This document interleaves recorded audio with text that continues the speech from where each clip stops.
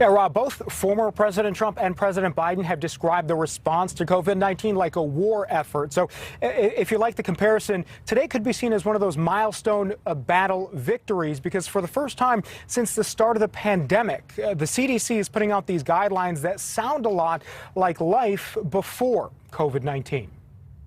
I think we've begun to describe what a world looks like where we move beyond COVID-19. Today, the CDC eased some restrictions, taking a small step toward a return to normal with new guidelines for people who've received their shots. As more Americans are vaccinated, a growing body of evidence now tells us that there are some activities that fully vaccinated people can resume at low risk to themselves. CDC Director Rochelle Walensky says that means the fully vaccinated can gather indoors without masks with others who've gotten the vaccine, or in smaller groups with unvaccinated people if those unvaccinated are not in high-risk categories. And those vaccinated don't have to quarantine if exposed to COVID.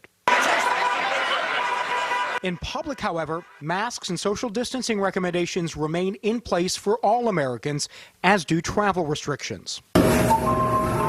Still, for many people, the new guidelines offer a glimpse of light at the end of the tunnel. I haven't seen my parents for like over a year. This young woman, fresh off her first shot, says she's now looking ahead and making tentative plans for the first time since the start of the pandemic.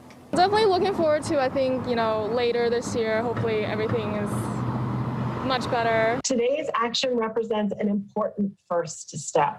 It is not our final destination. Officials continue to warn against fully reopening too quickly, citing the threat of new COVID variants. This as the pace of vaccinations picks up, averaging 2.2 million shots per day. So far, 31 million Americans have been fully vaccinated, 12.3% of the country, age 18 and up. Our message is keep going.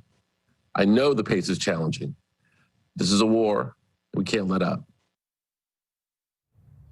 Now, one point to clarify, if you have gotten your vaccination and you are going to be spending time with a small group of people who have not yet gotten their vaccination, the CDC says that those people should all come from one household. Again, that's part of the CDC recommendations today.